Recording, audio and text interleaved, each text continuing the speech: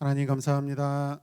오늘도 구약 성경 대학으로 저희들 모여서 하나님 말씀 또 보고 듣고 만지고 하나님을 경험하게 하여 주시옵소서.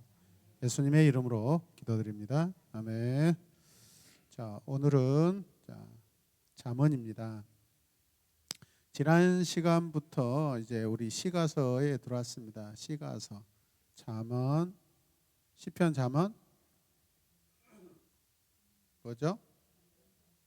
전도서, 아가서까지.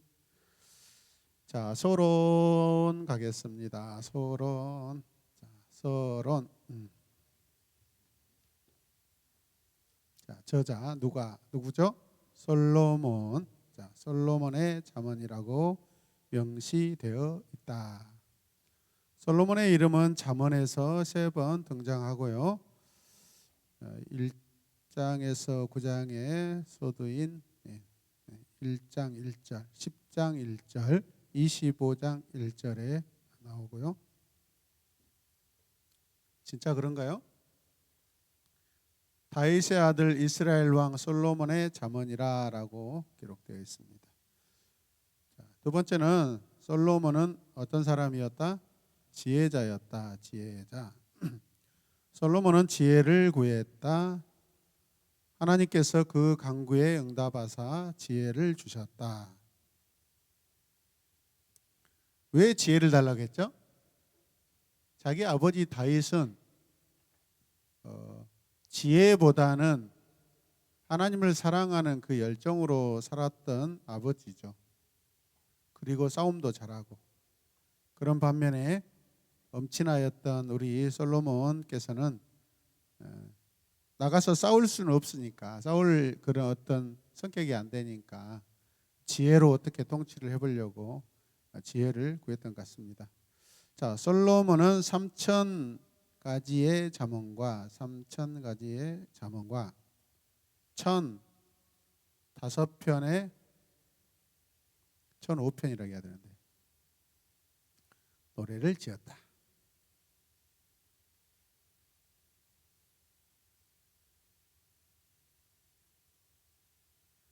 솔로몬의 지혜는 너무나 뛰어난 먼 이방 나라 사람들이 그의 지혜의 말을 듣기 위해 찾아올 정도였다.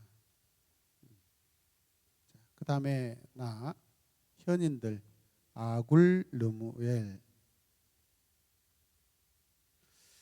구약에는 세 부류의 사람들이 하나님의 대변자로 이렇게 주로 이렇게 백성들에게 말씀을 전하였어요. 첫 번째가 누구였습니까?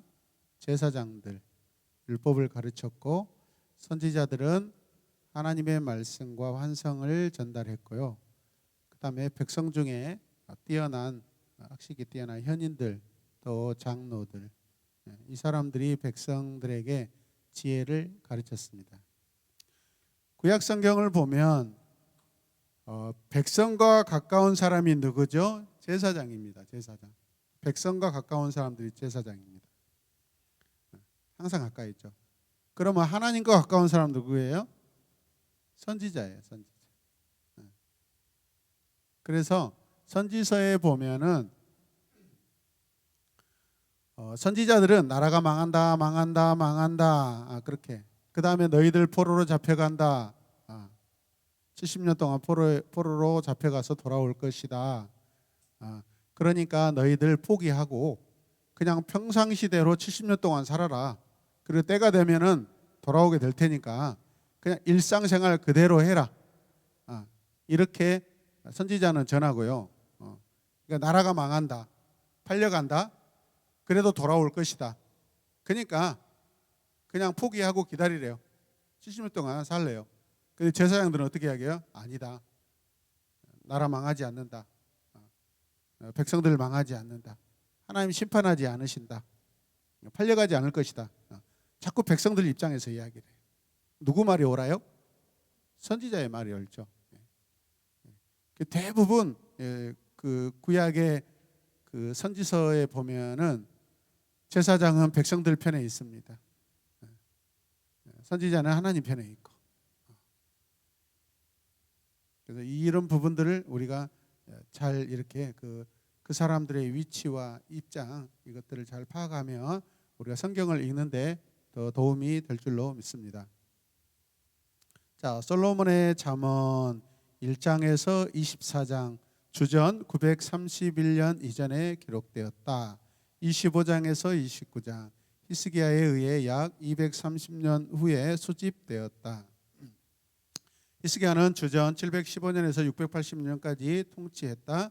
하나님의 말씀으로 자기 신하들에게 영적인 유익을 끼치려는 히스기야의 관심 때문에 수집되었다. 그 다음에 어디서 장소는 이스라엘 무엇을 주제가 무엇입니까? 첫 번째는 지혜. 여호와를 경외함이 지식의 근본이다라고 하죠. 보면은 하나님 여호와를 경외하는 것이 지식의 근본이다.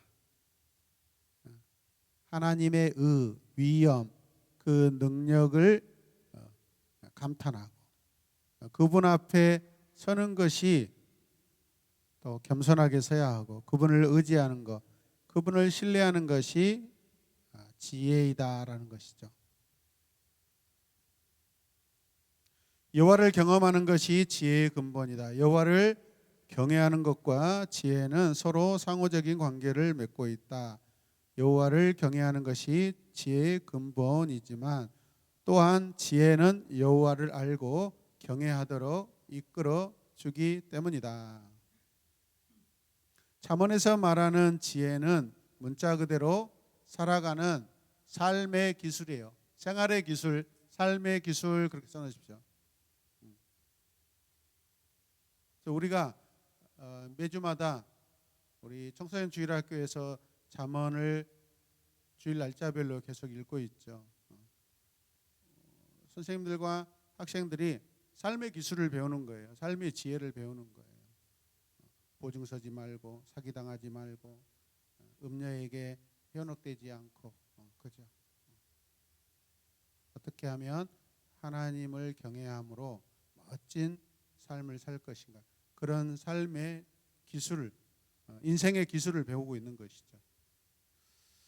잠언에 나타난 예수 그리스도 같이 읽겠습니다. 잠언의 주제인 지혜는 예수 그리스도 안에서 성육된다. 그렇죠. 그 지혜가 우리의 삶의 육화가 되어야 된다는 것이죠. 자, 액션 구절 1장 7절 읽읍시다.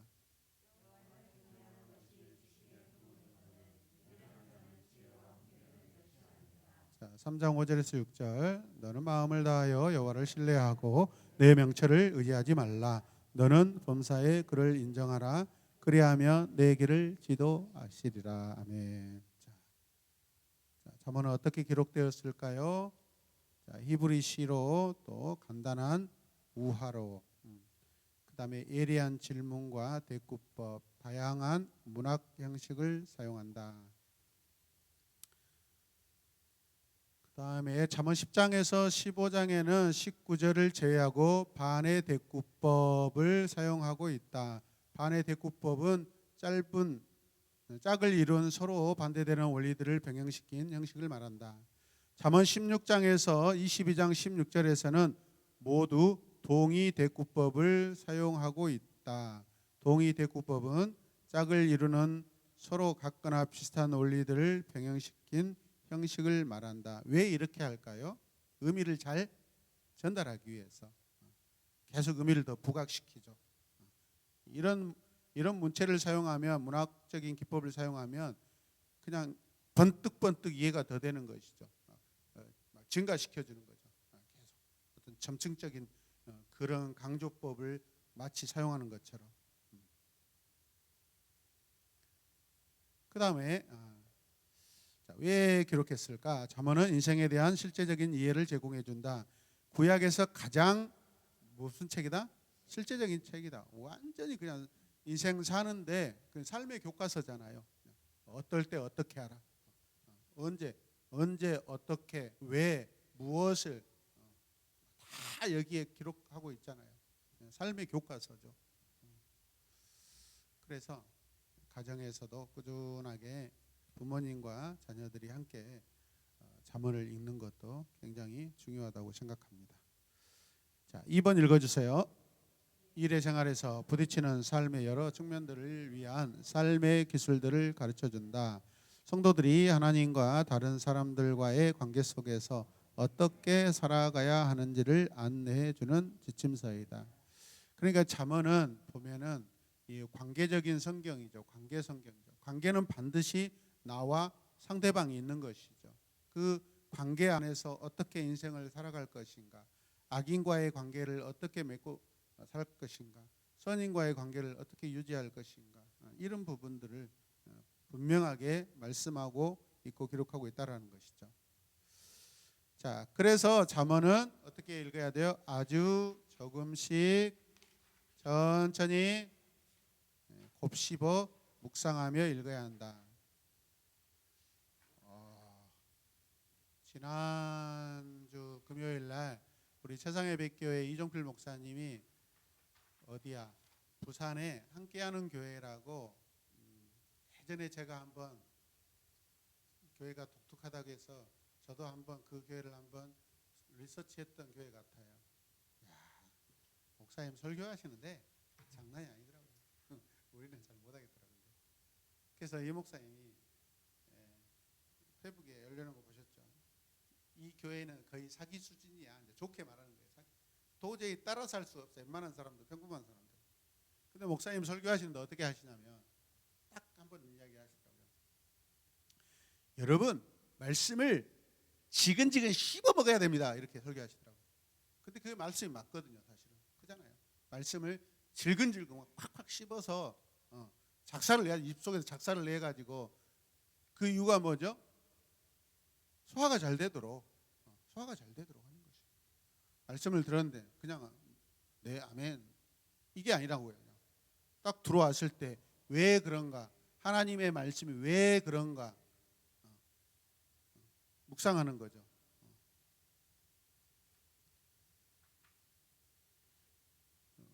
그런 교회들은 그 설교 준비 조금만 해도 성도들이 은혜를 많이 받을 것 같아요. 알아서 씹어서 드시니까.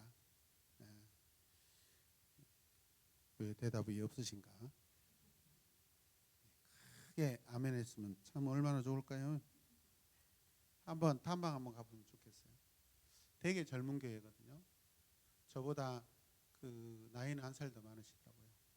고신측 교단의 교회인데 보니까 아주 대표적인 젊은 교회이고, 성도들이 한 주일날 요즘에 한 900명 정도 출석한 것 같더라고요. 엄청나더라고요. 그런 교회들의 특징이 있어요. 그건 저는 잘 써먹지 않으려고 하는데 해봐야 된다. 그냥 원래 안 하려고 하는데, 저는 교회를 보험회사처럼 안 하려고 그렇게 다짐하고 다짐했거든요. 여러분, 보험회사 특징이 뭐죠? 교회 벽에 그래프 그리는 거예요. 전도 실적 각 팀별로 이번 달에 몇 명, 그다음에 소그룹 예배 몇 명 들었고, 헌금 얼마 했고, 낱낱이 다 공개해 버립니다. 1년 내내 조강도 팀은 한 사람도 전도자가 없어. 얼마나 부끄럽겠어요. 근데 그걸 강력하게 하는 교회가 어디냐면 부산의 세계로 교회라고 있어요. 거기는 교회는 이제 더 커요. 보통 1년에 세례자가 한 600명씩 나와요. 1년에 세례가 한 600명씩 받아요. 그리고 그 교회 특징은 공단 안에 있는데 그 주변이 창원, 마산, 진해, 그 부산의 맨 서쪽 끝에가 있어요. 그리고 거기가 아파트 단지. 최근에 들어와서 이제 그 근처에 호산나 교회가 있고, 거기에 이제 아파트가 들어오기 시작했는데, 이 세계로 교회는 공단 안에가 있어요. 대부분 다 1시간 이상 이렇게 차로 운전해 갖고 오는 교회들이에요. 서울도 마찬가지입니다. 서울 안에서도 1시간 이상이 걸려요. 제가 있던 분당에 있는 교회도 뭐 수원에서 오고 다 거의 1시간 이상 거리를 옵니다. 전혀 부담되게 생각하지 않아요. 어떤 성도들은 부산에서 서울까지 매주마다 올라오는 성도들도 있고 참 한편으로 대단하다고 생각합니다.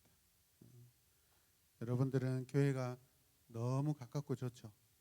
예, 얼마나 은혜입니까? 차도 안 밀려.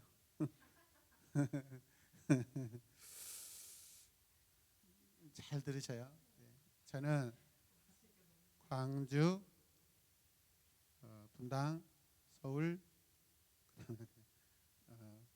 부산, 다시 광주로 왔죠. 이렇게 한 바퀴 쭉 돌다 왔잖아요. 서울, 경기의 성도들은요, 신앙을요, 목숨 걸고 해요. 목숨 걸고.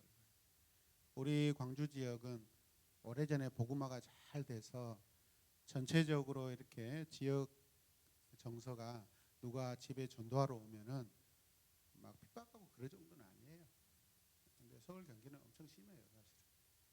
그런데 그분들의 신앙하는 모습을 보면은 거의 죽기 살기로 합니다. 죽기 살기로. 그러니까 어떻게 하겠어요? 더 간절하고 진실하고 응답도 빨라요. 그래서 제가 그 경기 서울권에 사역하고 광주에 내려왔는데 예전에는 광주가 참 믿음이 좀 좋은 도시다 생각했는데 아니더라고요. 엄청 릴렉스해요. 막 거의 죽어있는 느낌이에요. 지금 광주가 굉장히 영적으로요 퇴보하고 있습니다. 지금 경상도로 거의 넘어갔습니다. 분위기가 경상도로 넘어갔습니다. 굉장히 우리가 기도해야 될 일이고 회개해야 될 일입니다. 많은 지역들이 광주를 부러워합니다. 아직까지도 복음 전하기 쉬운 지역이라고. 근데 지금 굉장히 우리 광주 지역이 매너리즘에 빠져버렸어요. 우리가 그 매너리즘을 이렇게 돌파하는 좋은 교회가 되길 원합니다. 여러분들이 그렇게 하시길 바랍니다. 자, 함께 박스 읽을까요? 잠언은 지식을 쌓는 강일서가 아니라 일상생활에서 필요한 교육이다. 유복한 가정에서 자라면서 들을 수 있는 충고이며 세상에서 성공적으로 살아갈 수 있는 실제적인 방법에 관한 친근감 있는 충고이다. 예. 아주 우리하고 상관없는 멀리 떨어져 있는 그런 메시지가 아니라는 것입니다. 잠언처럼 살아가기로 선택한 사람들은 성공과 안전 그리고 그 이상의 것을 얻게 될 것이다. 그들은 하나님을 알게 될 것이다. 여러분 그 시편의 대부분 시편의 대부분의 그 시의 저자는 누구죠? 다윗이죠. 그 다음에 잠언은 아들 솔로몬이죠. 근데 시편은 주로 뭐죠? 눈물 날 때, 괴로울 때, 외로울 때 노래를 불러야 되고 그냥 하나님께 시를 이렇게 시적으로 막 그 솔직하게 살 수 없는 인생이었잖아요. 다윗 같은 경우는 은유와 비유로 살 수밖에 없는 말도 제대로 할 수 없는 그런 사람이었어요. 그러니까 막 미친 체하고 막 침 질질 흐르고 막 그런 인생을 살고 그러니까 다윗에게는 참 이 시라는 게 하나님과 그 대화하는 이야기 나누는 그런 시간들이고 그런 자기 인생의 표현법이었어요. 잘 생각해 보세요. 두 사람이 굉장히 반대적이에요. 근데 이 누구야? 아들 솔로몬은 뭐죠? 그런 괴로움이 없잖아요. 근데 자기 안에 항상 두려움이 있죠. 자기는 엄친아로 자랐기 때문에 전쟁하기도 무섭고 이방인들이 전쟁하러 올까봐 무서우니까 자꾸 화친 조약을 맺잖아요. 자꾸 막 이방인들과 왕들과 결국은 이제 망하죠, 사실. 삶이 가까운 사람이잖아요, 이 사람은. 삶의 고뇌가 더 가까운 사람이고 다윗은 그 인생이 애달퍼서 늘 울면서 노래할 수밖에 없는 그래서 위로받고 힘을 얻을 수밖에 없는 그런 사람이고 두 사람의 어떤 시편과 잠언의 저자로서 비교, 내용으로도 비교해 보면 참 재미있는 그런 상황인 것 같습니다. 이해 잘 되시죠? 네.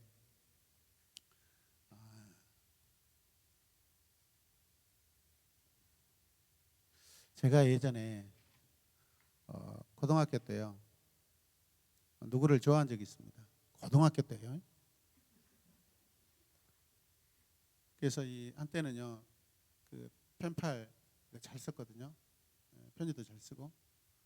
그냥 편지지에다가 쓰기가 밋밋하니까 이제 원고지에다 막 편지를 쓴다고요. 원고지 한 50장을 써봤어요. 그래서 이게 겹쳐가지고 편지 봉투가 안 들어갈 정도로 팍 부풀어 올라가지고. 근데 왜 지금 아내한테는 이렇게 안 해주는가 모르겠어. 되게 제가 문학 소년이었어요. 막 제 개인 시집도 내보고. 그런데 사람이 좀 문학적인 게 필요해요. 여러분들도 책도 많이 읽으시고요. 부모님들 책을 많이 읽으셔요.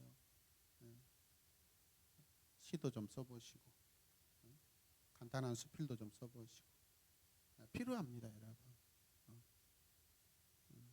그게 결국은 나중에 하나님과 관계에서 내가 아주 새로운 어떤 문장과 표현으로서 하나님과 더 친밀하게 교제할 수 있는 문학적 기도 소통 방법이라고 생각합니다. 하나님 힘들어요. 뭐 이건 직접적 표현이잖아요. 하나님 내 인생에는 왜 이렇게 흐르는 물들이 많을까요? 막 이런 다르잖아요. 이렇게 더 풍성해지고 여러분들의 영혼이 더 풍성해진다고 생각해요. 가슴이 풍성해진다고 생각해요. 그러면은 여러분들 주변에 있는 사람들에게 여러분의 말과 그 어떤 언어로서 많은 영향력을 줄 거라고 생각됩니다. 그리고 첫 번째는 그 자식들한테 직유법으로 교육하지 않고 공부해, 학원 가. 그러니까 민희야, 학원의 원장님이 네가 보고 싶대. 언제? 지금 보고 싶다고 연락 오지 않냐? 이렇게 학원 가, 공부해. 이게 직설법을 쓰지 마시고 원장님이 너를 사랑하신대. 이런. 어떠세요? 정일사님 눈이 지금 다 풀렸어. 지금 문학적으로 풀렸어. 원래 그거 좋아하시잖아요. 근데 안 하시지만, 그죠? 예. 집 앞에 다 마당에 서 있으면 앞에 개천이 흐르고 등 뒤에 이렇게 뭐지 대나무가 살랑살랑 흔들리고 안 그렇습니까? 건너편에 동네 아저씨가 또 소 이렇게 이리야 이리야 하면서 챙기지라고 그렇지 않습니까? 목가적인 그런 거. 너무 일한 데만 생각하지 마십시오. 우리도 하나님 앞에 시인으로 좀 살아가야 될 필요가 있다고 생각합니다. 안 그렇습니까? 그래야 여러분들이 시험 들어도 목사님 왜 그래요? 직설법으로 안 하고 좀 부드럽게 말을 해주실 수 있고 저도 노력하겠습니다. 네, 전찬 목사님. 네. 자, 오늘은 잠언 여기까지 하시고 그 다음에 전도서로 넘어가겠습니다. 전도서. 자, 전도서라는 명칭은요. 70인경이라는 성경이 있습니다. 이 70인경이라는 성경은 누구죠? 알렉산더 대왕이 그 자기의 그 도서관에 아주 당대에 가장 좋은 책들, 전 세계에 있는 문학적인 책들은 다 수집해 가지고 거기다 보관하려고 하다가 성경도 그 중에 하나다 생각하고 성경을 이렇게 수집하고 기록하게 만들죠. 네, 당시에는 헬라어를 사용했잖아요. 헬라어, 그리스, 고대 그리스어를 헬라어라고 그러잖아요. 그래서 헬라어로 이걸 기록하는데 어떻게요? 히브리어를 헬라어로 바꾸는 거죠. 히브리어를 헬라어로 바꿔서 기록했던 맨 처음 성경이에요. 본래 히브리어 성경이 지금 없어요. 원래는 사실은 본래 히브리어 성경이 없어요.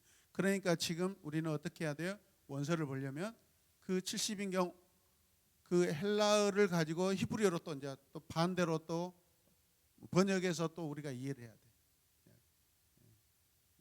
왜 이렇게 됐을까? 그런 상황입니다, 여러분. 그리고 뭐 우리 신약성경 고대 사본들은 대부분 다 당시에 뭐 아람어나 또 여기도 마찬가지로 헬라어고 이런 부분들이. 자, 그런데 그 첫 번째 70인경의 헬라어에는요 에클레시아테스라고 이렇게 되어 있대요. 보면은 에클레시아가 뭐예요? 예, 그 교회라는 어떤 의미를 가지고 있어요. 교회, 에클레시아, 교회, 모인다. 전도사라는 제목이 거기에서 어떻게 발상이 돼서 제목이 왔다고 그래요. 전도자라는 말은 목사를 뜻하는 것이 아니라 회중을 소집하거나 공고한 사람을 말한다. 전도자.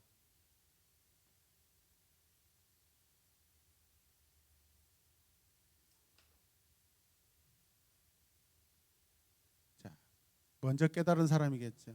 그 다음에 누가 솔로몬의 이름이 직접적으로 언급되어 있지는 않다. 저자는 자신을 다윗의 아들 예루살렘 왕. 예루살렘이 뭐죠? 히브리어로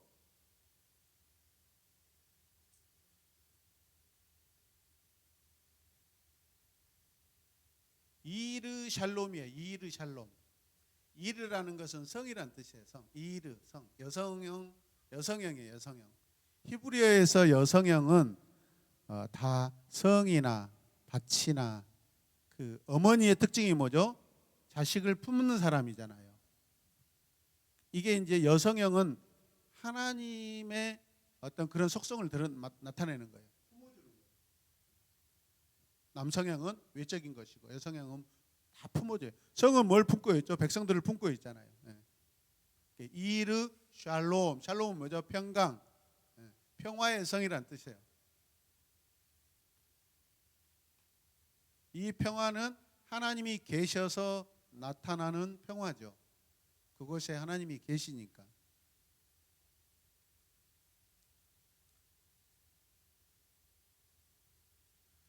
자, 솔로몬은 예루살렘에서 이스라엘을 다스린 유일한 다윗의 아들이었다. 솔로몬은 사람이 가질 수 있는 가장 큰 정신적, 물질적, 정치적 부유함을 누렸던 사람이다. 자, 기록 연대. 학자들은 솔로몬의 통치 말기 대략 주전 935년 정도에 기록되었을 것으로 본다. 유대인의 전승은 솔로몬이 젊은 날의 아가를, 중년의 잠언을, 그리고 노년의 전도서를 기록했다고 주장한다. 그 내용들을 보면 그래요. 나이 드신 할아버지 솔로몬이 뭐 사랑을 노래하기는 그 이해가 안 되는 상황이죠. 그렇죠. 노년에는 뭐 해야 돼요? 인생을 자꾸 후회하고 자꾸 되돌아보면서 그런 것이죠. 그리고 중년에는 열심히 일해야 되니까 생활의 지혜가 필요했던 것이고, 그런 배경으로 지금 이렇게 추론하는 것이죠. 맞다고 생각됩니다. 자, 이스라엘의 통치와 권위의 보좌였던 예루살렘 장소가, 자, 무엇을 주제? 첫 번째는 뭐예요? 전도서가 헛됨. 자, 전도서에는 헛되다라는 말이 무려 37번, 37회가 사용된다. 자, 밑에 읽어보실래요? 자, 아마도 솔로몬은 전도서에서 유격과 우상 숭배 때문에 비롯된 그의 어리석음과 시간 낭비에 대한 후회를 표현하고 있는 것 같다. 그 다음에 다. 솔로몬은 도대체 삶의 목적이 무엇인가? 궁극적인 목표가 존재하는가? 인생의 쾌락을 전부 열거한 다음 그것이 인생의 전부란 말인가? 라고 질문한다. 이게 뭐 솔로몬 1차적으로 솔로몬이 기록했지만 솔로몬의 마음이겠어요? 전 이스라엘 백성들, 피조물인 모든 인류 사람들의 고백들이죠. 대표로 고백하고 있는 것이죠, 여러분.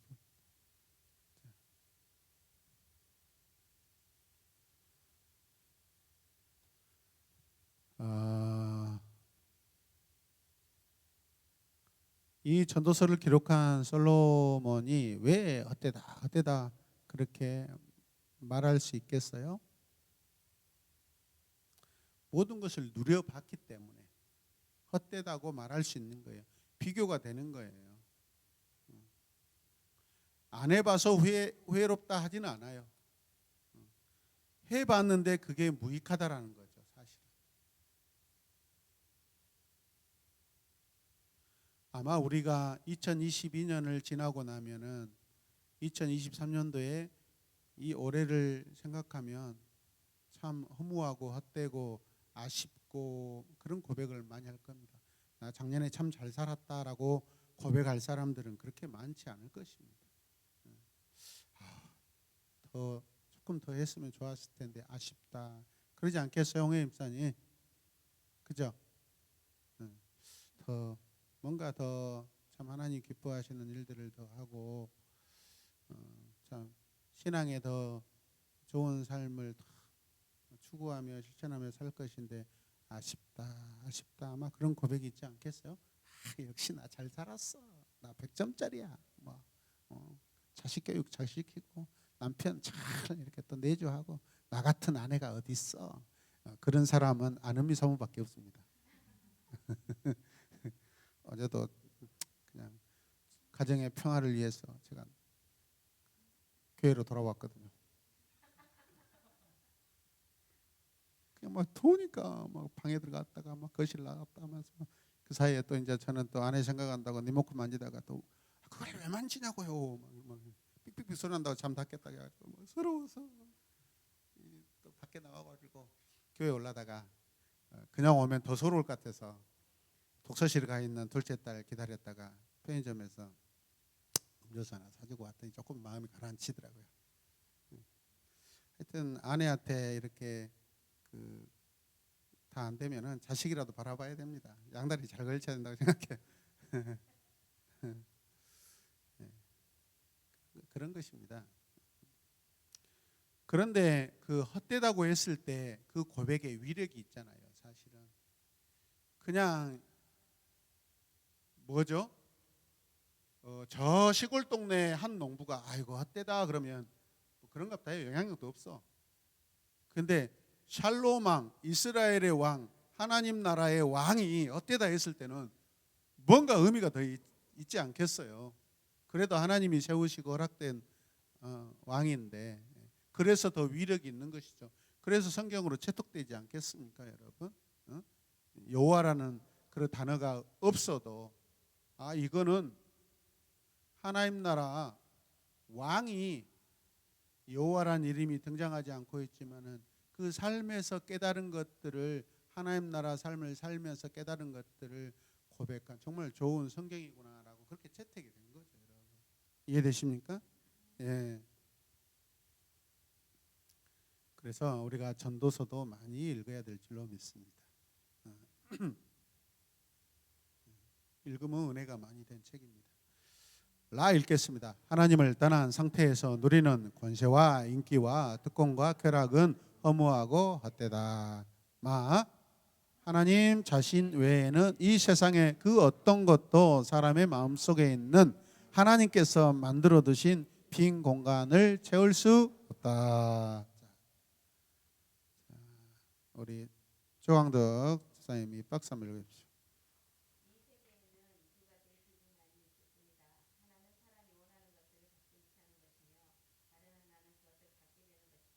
두 개 다 어차피 비극이네요. 가져도 비극, 못 가져도 비극. 전도서에 나타난 예수 그리스도. 자, 같이 읽읍시다. 하나님은 우리들 각자에게 영혼을 사모하는 마음을 주셨다. 아멘. 예수 그리스도만이 영혼을 사모하는 마음에 궁극적인 만족과 기쁨과 지혜를 줄 수 있다. 자, 그다음에 인간의 최고선은 풍성한 생명을 제공하시는 한 목자에게서만 발견될 수 있다. 네.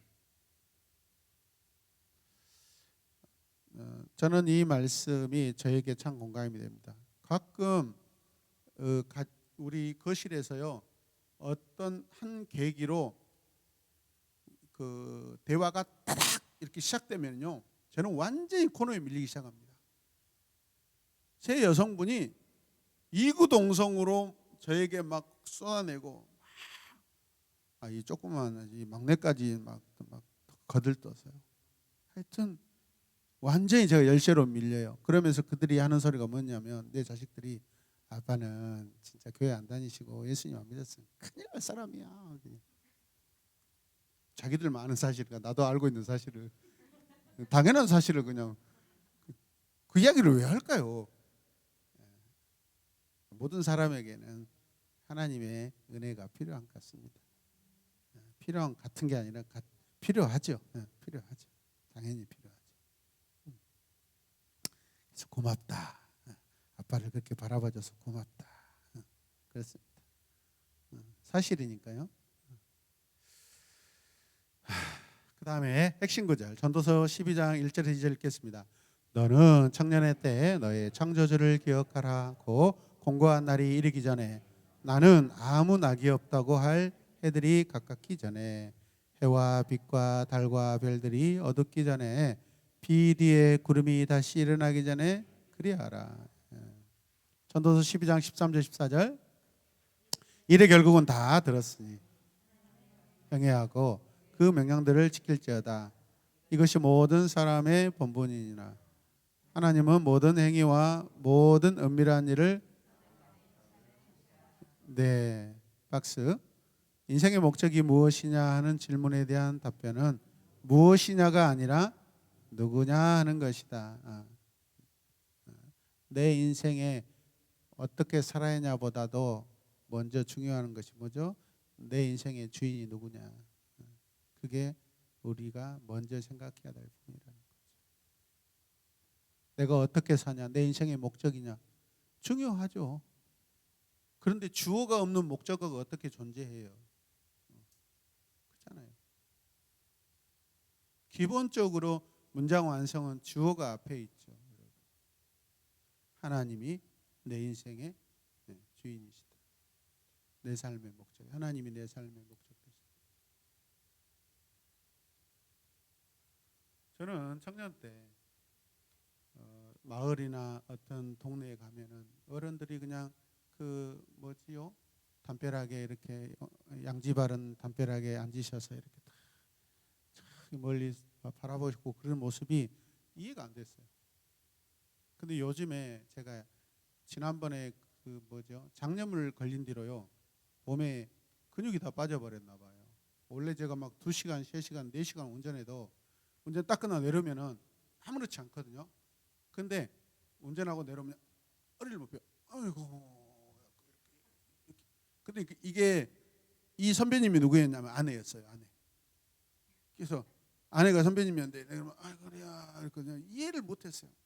저렇게 허리가 아프다 그러고 막 그럴까 그런데 지금 그래요. 제가 서울 왔다 갔다 해도요. 딱 내리면은요 바로 이렇게 걸었거든요. 지금은 바로 안 걸어져요. 내려와 가지고요 몸을 펴야 되고 말이에요. 그리고 제가 그 뭐랄까 약간 그 어른들이 그 노인분들이 이렇게 보면은 눈에 눈곱기시잖아요. 물 눈곱기. 되게 이렇게 좀 다른 시각으로 봤는데 아 요즘에 제가 그래요. 잠자다가도 한 20번, 30번씩 이렇게 눈곱물을 닦는 것 같아요. 요즘에 처량이 죽겠어요. 내 자신이 불쌍하고 헛되고 나 진짜 다 늙을망탱이 다 돼버렸나 봐요. 나한테 어때 이런 날이 오냐 이 말이에요. 진짜 전창수 집사님 아직은 그 눈곱 안 끼죠? 복음이다 복음 희소식이다. 아 위로가 되네. 저분이 저렇게 마음이 넓어 나를 위로하시려고. 아직 저기 뭐야 우리 최중환 집사님은 꼬득꼬득하죠? 아직 괜찮죠? 근데 저 안경은 뭐 영감이처럼 코에다 끼고 이렇게 내리고 있어. 예?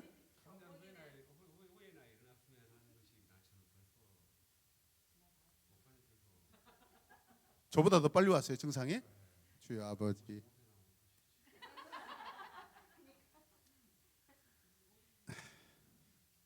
하나님 괜찮하네요 하나님 제가. 예, 저분들이 벌써 왔다니까 나 괜찮하네요. 위로가 되네.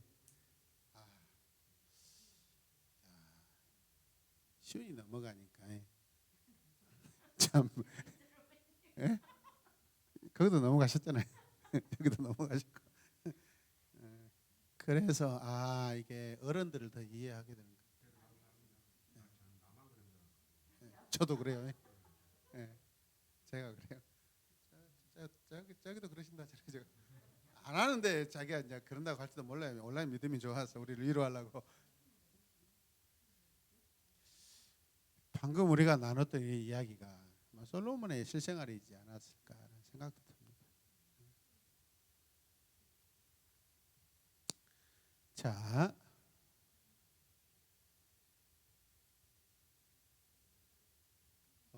솔로몬이 어렸을 때 솔로몬의 어머니가 누구죠?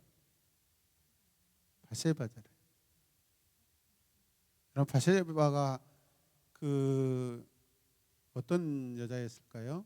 성경에 보면 엄청난 치맛바람이 센 사람입니다.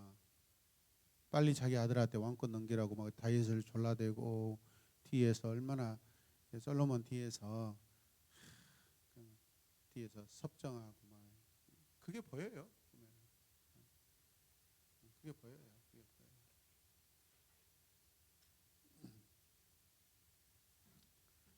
그래서 아마 어쩌면 솔로몬이 처음 왕이 되었을 때는 정말로 위기감으로 지혜를 구했는데 그 이후에는 자기 인생에 사실은 보이는 사람이 어머니였고 아마 수많은 아내들만 보이지 않았을까 그런 생각. 하나님은 멀어져 버리고. 그래서 우리가 그 성경 이렇게 그 모션 프로그램에 보면은 다윗은 전심으로 사랑했고 사울은 무심, 아예 하나님에 대한 마음이 없고 기억나시죠? 그다음 솔로몬은 뭐였죠? 하프, 반심 그러잖아요. 한편으로 보았을 때 저는 그래요. 사울은 어차피 내놓은 자식이고 처음부터 하나님이 없던 사람이고 솔로몬을 생각하면 되게 가슴이 아픕니다. 그 정말 좋은 아버지 다윗, 이스라엘이란 나라의 왕, 하나님이 인정하셔서 그 엄청난 지혜를 줬는데 그 지혜를 그 거의 300명, 1000명에 가까운 그 비빈과 아내들을 모으는데 그다음에 외교 정책을 하는데 그런데다 지혜를 모으고 안타깝죠. 사실은 그 좋은 환경을 가지고도 여러분 돈 많아서 머리 영리해서 인생 성공하는 게 아닙니다. 하나님을 경외하는 것이 가장 인생 멋지게 사는 것입니다. 이해되십니까? 물론 우리 국가 안에서 필요한 그 학식이 있고요, 지혜도 있고 여러 가지 필요한 것들이 있지만 여러분 뭐 S대 나오고 하버드대 나오면 뭐예요? 이준석 부럽습니까, 여러분? 네? 부럽지 않잖아요. 얼마나 똑똑한 사람이에요.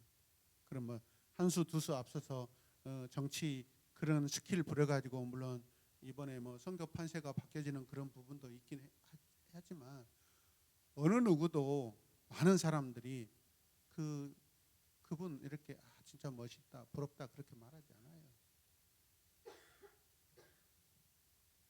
저는 그런 것 같습니다. 하나님이 그 안에 중심인 인생이 저는 가장 멋지다고 생각해요.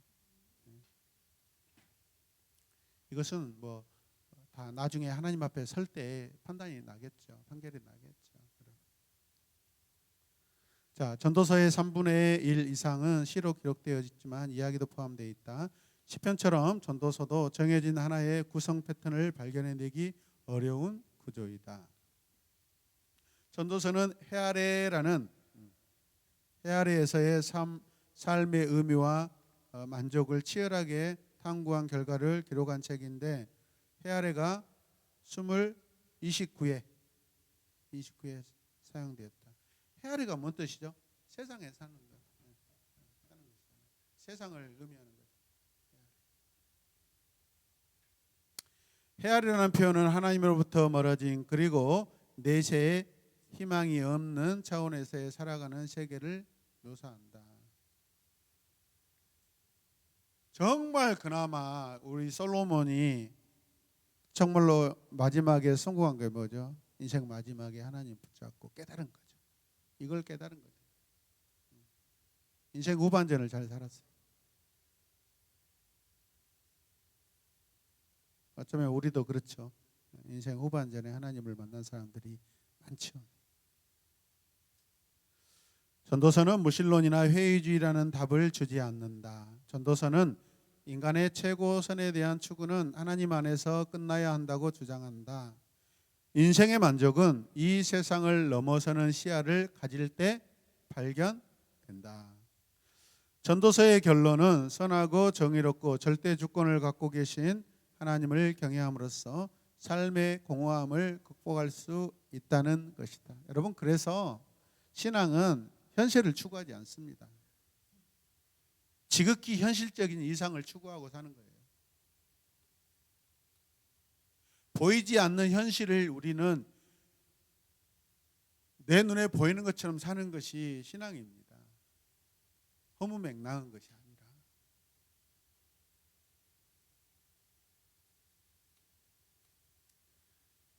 그래서 땅에다가 탑 쌓으려고 하지 마세요. 땅에다가 집 지으려고 하지 마세요. 땅에다가 저장하려고 하지 마세요. 하늘에다 저장하셔야 돼요. 충분히 그럴 수 있습니다. 우리가 해 아래 살면서도 하늘 창고에다가 여러분 저장하면서 사는 삶을 살아야 돼요. 아멘이죠? 네. 그래야 인생이 덜 후회스럽습니다. 덜 허무하고 그리고 내가 이 땅을 떠날 때 육체의 호흡이 멈추게 될 그 순간에 자식들이 우리 신앙의 후배들이 다음 세대들이 우리 한 사람 한 사람 여러분과 저를 어떻게 기억해 주겠어요? 그것도 중요하지 않습니까, 여러분? 아, 우리 어머니 문선미 권사님 참 위대한 신앙이셨다. 믿음 없는 우리 가정에 어렸을 때 우리를 데리고 교회에 나가시고 기도하시고 늘 신앙으로 이렇게 권면하시고 어렸을 때 누가 그걸 기억해요? 유빈이와 박채희가 기억하겠죠. 그렇게 또 묘비에 글을 남겨줄 수도 있고. 우리 새로운 에마본께 교회 역사에 공동체 역사에 여러분들이 그렇게 존중받고 존경받고 사랑받는 한 장의 그 한 문장의 그런 인생 되시길 바랍니다. 아멘이죠.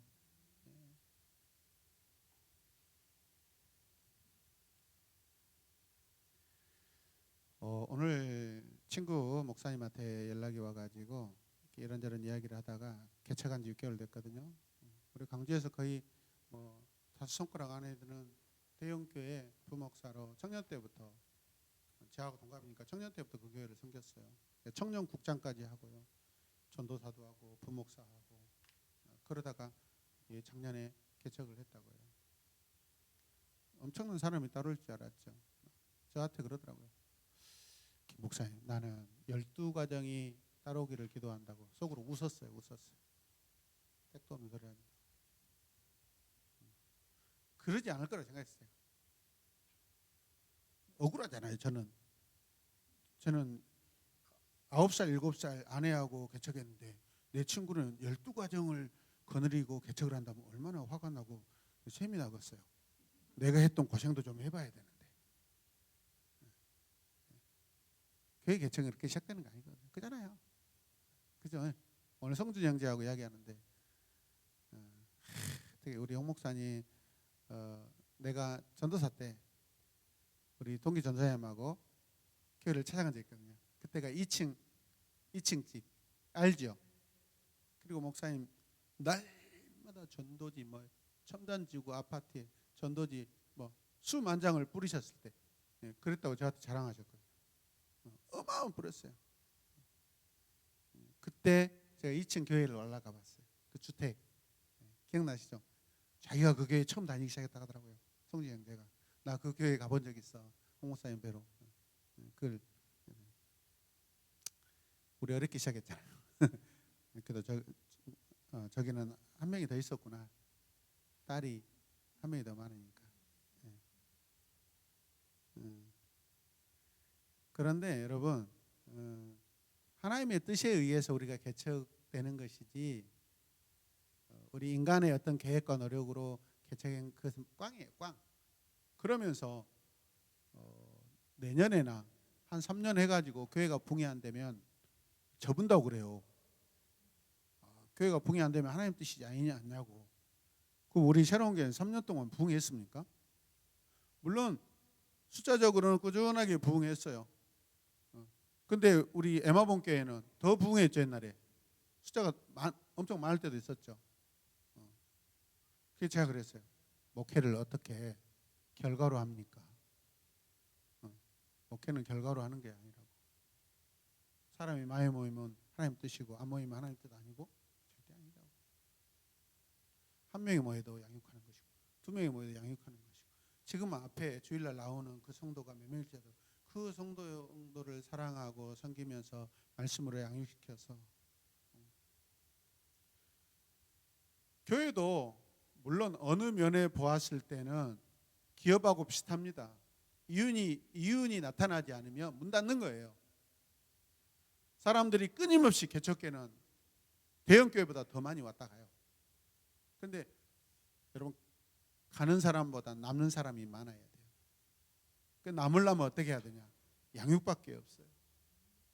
하나님을 만나고 하나님을 사랑하지 않으면은 어떻게 성도들이 이 물량주의 세상에서 그 보이는 세상에서 어떻게 작은 교회를 다닐 수가 있겠냐고요. 이거는 우리의 인간의 어떤 심리적인 현상과 안 맞는 행동이에요.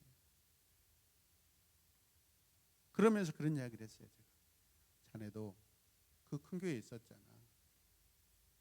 그 교회 저기 봉선동에 큰 겨교회도 마찬가지. 그 교회 성도들은요 이런 이야기를 해요. 같은 시찰 안에 봉선동에 우리 같은 시찰로의 교회가 많이 있다고요. 그런데 어떤 목사님들이요 입이 쭉 나오게 이런 이야기 하세요. 아니 그 기업교회 성도들은 비가 오고 눈이 오면 좀 집 앞에 있는 우리 교회를 좀 나오면 그냥 하루라도 주일날 좀 교회 예배드리고 가면 괜찮을 건데 절대 안 온대. 오직 자기 교회만 간대. 대형 교회일수록 더 그래요. 대형 교회일수록요 구심점이 훨씬 강합니다. 자기 교회 하면 안 돼. 제가 있던 교회 분당 교회는요. 제가 아는 청년이 아버지 재산이 뭐 수백억이에요. 그 딱 나타났다가 머리부터 발끝까지 거의 한 몇천만 원대 옷, 신발 뭐 이거 뭐라고 하죠? 얼리 어댑터라고 하는가요? 몇 개 안 남은 거 뭐라고 하죠? 그것보다 그런 거 딱 나오면 미국까지 가가지고 비행기 타고 갖고 구두 한 컬레 사온대요. 그거 모으는 재미로 산대요. 미쳤다. 우리 교회도 왔다 갔어요. 예전에 그 뭐죠? 그 미디어 캠프 할 때 돈 만 원도 헌금 안 하고 가요. 대형 교회, 큰 교회는요 자기 교회 아닌 다른 교회에다 헌금하면요 망할 짓이라고 생각해요. 저주받는 것처럼 그렇게 교육을 받아요. 그게 진정한 교회입니까? 주님의 교회는 무슨 교회? 다 나눠주고 퍼주는 교회. 초대교회 보십시오. 다 서로 모든 물건을 소통하고 살잖아요. 그래서 그냥 막 양심을 저버리고 막 끌어당기는 그런 데는 숫자가 많아질 수밖에 없어. 나는 양심상 보험회사처럼 목회를 못하니까 막 모집하는 행사도 못해. 그러나 이 시대에는요 이제는 숫자 교회는 다 저물고 있습니다. 저물고 있습니다. 하나님이 코로나19를 통해서 온 세계의 모든 교회를 한번 리세트 시켜줬어요. 20명으로 한번 시켜줬잖아요. 핵심 교회 요원들만 남기고 절대 예배를 못 드리게 한 적이 몇 번 있었어요. 한번 딱 리세트 한번 시켜주셨어요. 그때 그걸 많이 깨닫더라고요. 이제는 숫자 시대가 아니다. 그러나 남아있는 여러분들이 이 교회를 책임지셔야 돼요. 저는 떠나도 여러분들이 이 교회를 책임지고 계속해서 세워가셔야 돼요. 여러분의 재산을 털어서 교회를 보존하셔야 돼요. 제가 아니에요. 제가. 저는 떠돌이에요. 떠돌이. 여러분들이 주님의 교회를 지켜내는 청지기들이에요. 떠날 생각하지 마시고 맛있고 아름다운 샬롬의 공동체를 만들어내시길 바랍니다. 아멘이죠? 네. 도와주고 힘내고 우리 진주 노예 가가지고 그 감동을 주는 것처럼 그렇게 하십시오. 자, 그 다음에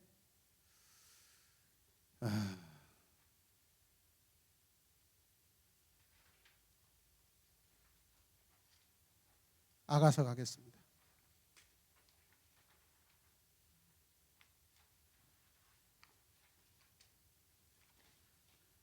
자, 아가서 서론. 자, 솔로몬이 기록했고요. 아가서에는 솔로몬이 7번이나 구체적으로 언급되고 있다. 솔로몬은 1005편의 노래를 지었고 식물과 동물 세계에 대한 해박한 지식이 있었다. 아가서에는 21종의 식물과 15종의 동물을 언급하고 있다. 자, 기록 언제? 학자들은 솔로몬의 통치 초기 대략 주전 965년경 기록되었다고 본다. 이 당시 솔로몬은 60명의 왕비와 80명의 후궁이 있었다. 솔로몬의 후궁실이 가장 컸을 때는 700명의 후비들과 나머지 읽었어요. 아따 바쁘셨겠네. 하여튼 이런 글씨 나오면 여자들은 한숨 쉬고 참 짠하다, 한심스럽다 그러고 남자들은 좀 부럽기도 하고 막 그런 그럴 수는 없죠. 한국말 끝까지 들어야 돼요. 의외죠. 참 의외죠. 그러니까 살아본 사람이 후회가 더 많은 거예요. 이 사람이 진짜 진정한 간증자예요. 간증자예요. 간증할 것이 많은 분이 솔로몬이에요. 솔로몬의 후궁실이 가장 컸을 때는 700명하고 후비들이 300명. 제가 아까 1000명 이야기했죠. 장소는 이스라엘입니다. 자, 읽읍시다. 아가서는 지리적으로 북쪽의 중심도시 디르사와 남쪽의 중심도시 예루살렘 둘 다를 언급한다.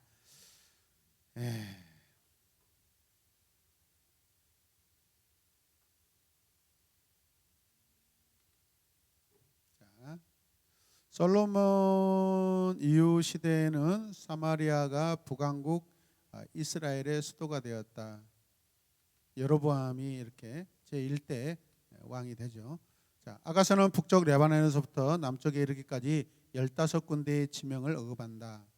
예루살렘, 게달, 엔게디, 샤론, 베데르 산, 그다음 레바논, 길르앗산, 자, 아마나, 스닐, 헤르몬, 디르사, 헤스본, 다메섹, 갈멜산, 바알, 아몬. 그 최종 입사님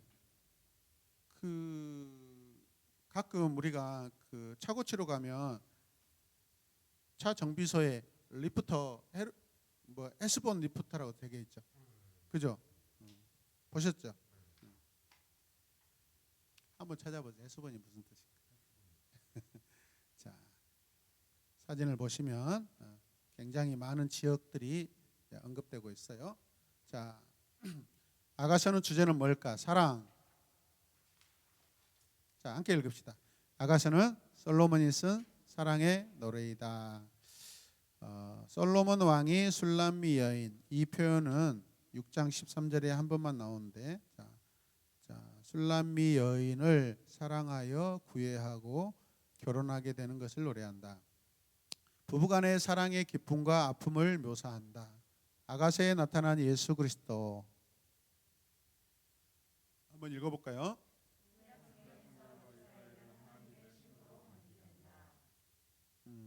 그 밑에는요. 그 전에 한번 슬라이드 보내주세요. 여기 좀 읽어보세요. 자, 솔로몬과 술람 여인 사이의 사랑은 상징적으로 하나님과 구약 이스라엘 그리스도와 교회 사이의 사랑을 나타낸다. 그러니까 구약은 하나님과 백성이죠. 그죠? 신약은 그리스도와 교회죠. 교회. 우리가 교회죠. 성도 교회죠. 자, 남녀 사랑은 상징적이고 거기에 함축된 의미들은 이거라는 거예요. 핵심 구절 아가서 8장 6절에 7절 너는 나를 도장같이 마음에 품고 도장같이 팔에 두라. 사랑은 죽음같이 강하고 질투는 수월같이 잔인하며 불길같이 일어나니 그 기세가 여호와의 불과 같으니라. 많은 물도 이 사랑을 끄지 못하겠고 옹수라도 삼키지 못하니 사람이 그의 온 가산을 다 주고 사랑과 바꾸려 할지라도 오히려 멸시를 받으리라. 정말 사랑의 힘이 이렇게 크다는 거예요. 어마어마하죠. 자, 기록. 아가서는 히브리시로 기록되어 있다. 아가서는 솔로몬이 쓴 1005편의 노래 중에서 노래 중에 노래이다. Song of Song. 아가라는 것이 노래 중에 노래라는 뜻이에요. 자, 아가서는 극적인 시이다. 세 명의 주인공들 술람미 여인, 솔로몬 왕, 예루살렘의 딸들 가로해 가지고 합창단이 출연하는 드라마의 장면들처럼 구성되어 있다. 마치 이게 아주 오래전에 한 영화가 있었죠. 뭐지? 노래하면서 아니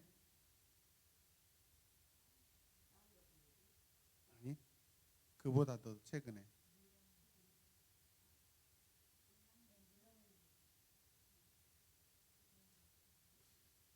이탄까지 나왔던 게 있는데 아바 노래 맘마미아. 거기에 보면 주인공이 막 이렇게 아빠를 찾아내죠.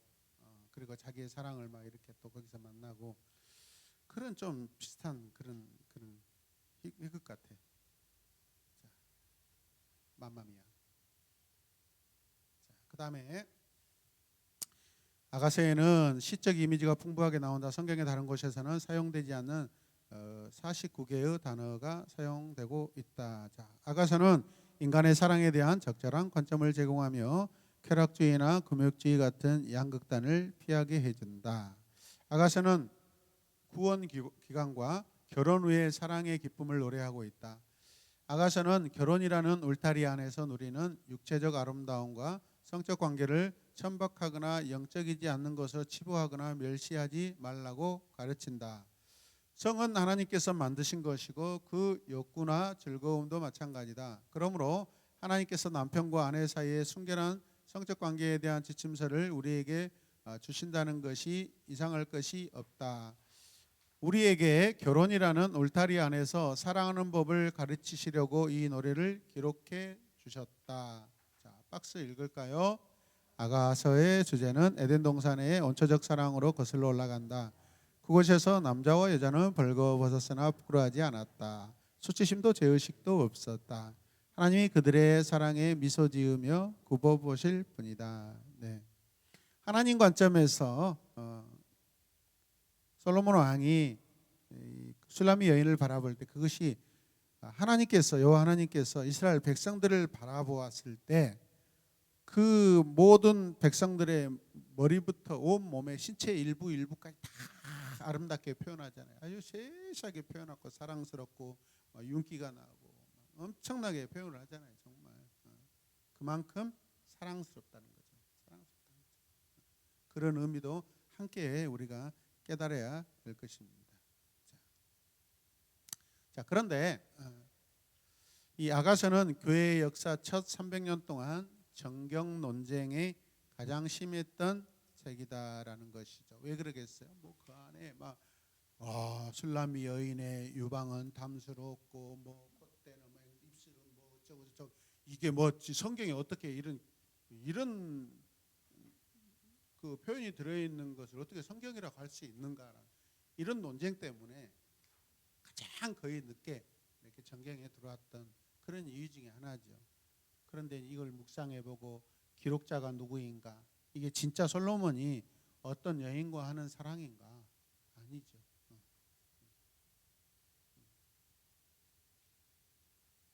만약에 그랬다면 솔로몬의 그 역대하나 사무엘 하에 아니면 열왕기 상 정도에 아마 솔로몬이 이 여인과의 만남을 기록해야 되는데 없잖아요. 사실은 사적인 이런 사랑의 어떤 그런 내러티브는 없다고요.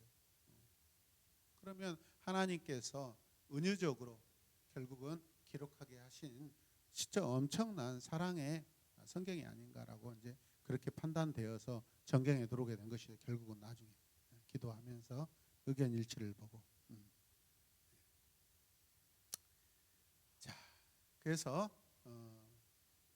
8장 6절을 보면은요. 아가서 8장 6절 누가 성경 가지고 있나요? 8장 6절에 보면 아까 너는 이렇게 도장같이 하면서 마지막에 여호와의 불과 같으리라. 결국에는 앞에 등장하는 모든 것들이 그 사랑의 힘, 이 결국은 여호와 하나님께서 이스라엘을 사랑하시는 그 힘이 아니지 않냐라고 제공을 하는 거죠. 힌트를 제공하면서.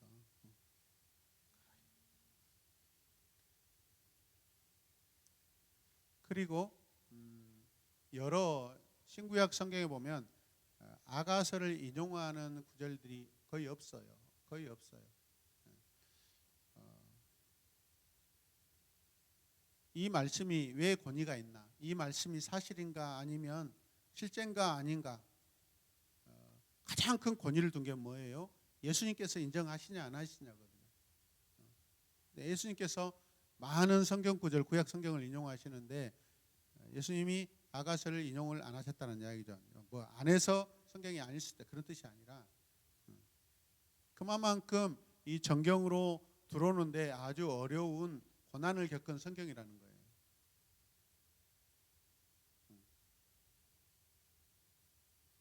그리고 뭐 다른 예를 들어 다른 종교 같으면 이런 정말 그 성적인 내러티브한 표현들이 그 자기들의 어떤 종교 그런 전경에 들을 수가 없겠죠.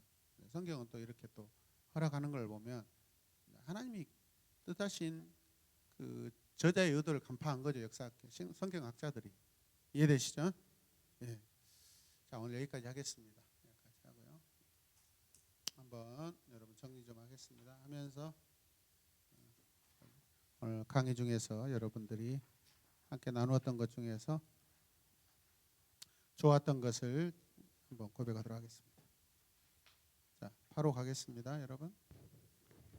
네, 조광덕 집사입니다. 네. 저는 358페이지 전도서의 마지막 부분에 마지막 4번 전도서의 결론은 선하고 정의롭고 절대의 주권을 갖고 계신 하나님을 경외함으로써 삶의 공허함을 극복할 수 있다는 것이다.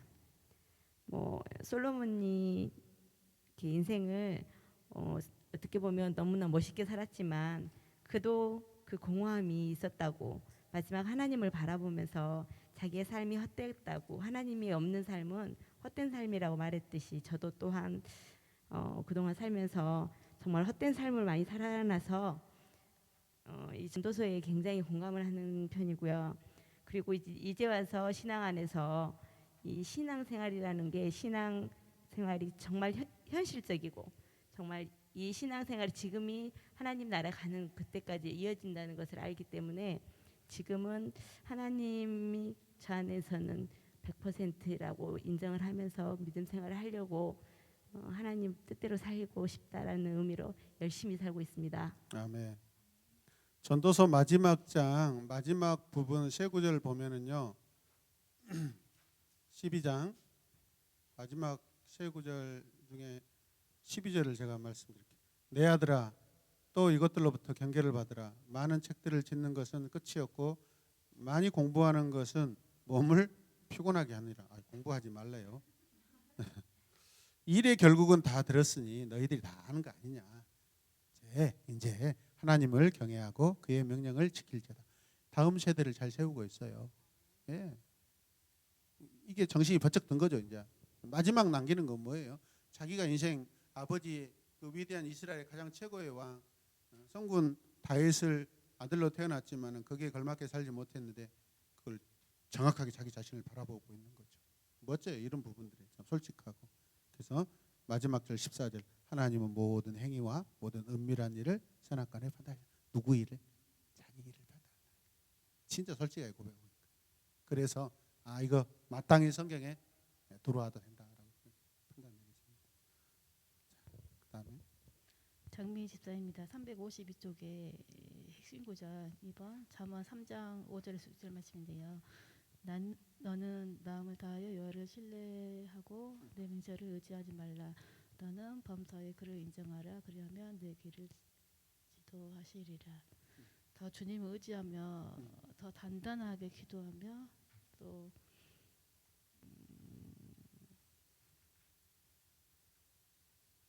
나가겠습니다. 네, 그렇죠. 신앙생활 복잡하지 않고 심플하게 방금 고백하신 것처럼 그죠? 하나님만 계시면 돼요. 최종환 집사입니다. 죄의 근본은 여호와를 경외하는 것이라고 352페이지에 나와 있는데 제가 357페이지 너는 맨 아래에 너는 청년의 때에 너의 창조주를 기억하라. 곧 공고한 날이 이르기 전에 나는 아무 낙이 없다고 한 해들이 가깝기 전에 해와 빛과 달과 별들이 어둡기 전에 비 뒤에 구름이 다시 일어나기 전에 그리하라. 이 말씀을 들으면서 저희 아버지 유괴 아버지를 좀 많이 생각해 봤는데요. 요즘 들어서 좀 예전에 그 당당했던 모습은 온데간데 없고 죽으면 그만이야 막 헛돼 다 이제는 죽으면 막 그런 얘기를 하실 때마다 좀 안타까웠었는데 제가 바라보는 우리 아버지의 모습을 바라보면서 하나님을 떠난 상태에서 누리는 관세와 인기와 특권과 쾌락은 허무하고 헛되다라는 것을 지금 저희 아버지가 좀 많이 느끼고 있는 것 같더라고요. 그래서 제가 아직 하나님을 모르는 우리 아버지를 위해서 더 열심히 전도를 해야 되겠다라는 생각을 해봅니다. 이상입니다. 감사합니다. 그 전도서에는 엘라어로는 에클레시아라고 했다고 했잖아요. 히브리어로는요 코헬레트라고 하는데 그 소집자 강연자라는 그런 의미가 있습니다. 잘 적어 놓으십시오. 소집자 강연자.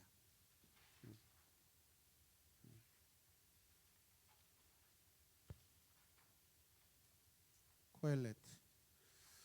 네, 그다음에 양수자 집사입니다.